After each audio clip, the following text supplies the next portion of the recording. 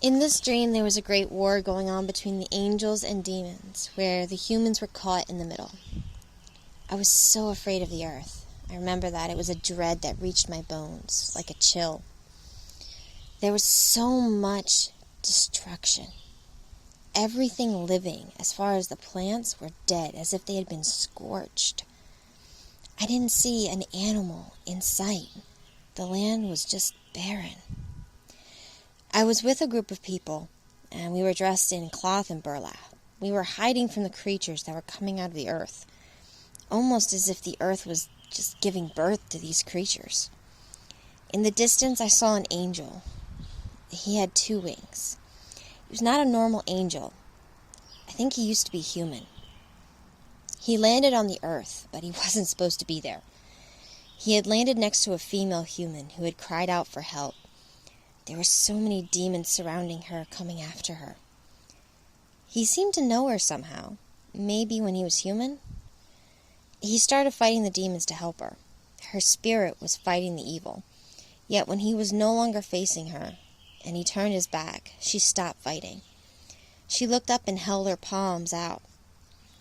I watched as she allowed the evil to consume her soul. It was as if she just gave up. Her hands and her arms, they turned into this sticky, dark red substance. It was half solid and half liquid. It was alive. It moved as if being controlled or alive. She reached out toward the angel's wings.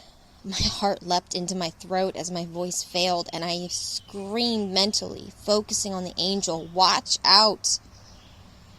He heard me, just in time to turn around, yet she still grabbed a hold of one of his wings. She pulled the wing until the natural bend of the wing straightened, and it laid straight against the ground. I felt sick with horror as the angel cried out in pain. He fell to his knees, yet not in physical pain or weakness. He was not weakened just because he was injured. He fell out of sorrow, for he watched as the female human was consumed by this substance until all we could see was her face. "Sorry," she whispered, before the substance covered her completely and pulled her into the ground, as if she was nothing more than water. The earth never opened, she just melted. I saw more demons running toward the angel. I ran, along with many other humans, begging God to give me speed, and we made it to the angel, who was so sorrowful. I started to pray with everything in me for help, while another human started praying to try to heal him. And my prayer alerted everyone in heaven, and the other angels came to assist. They took him back to heaven. And as I watched them fly away, that's when I woke up. There is a lot you can take from this dream. Even it was horrible to experience, but there's still a lot that you can take from it. The earth is not ours. We don't rule this earth, and I don't know how else to put that, but I got that from the dream. This earth is not ours. Many of those who have fallen cannot be saved, for they stop fighting the evil, and they just start accepting it. Once they do, their evil starts corrupting us. If we are not careful, and we allow ourselves to be blinded, it will start affecting us. If we are not careful, our sorrow will ground us. Yet if we continue to fight, God will send others to help us.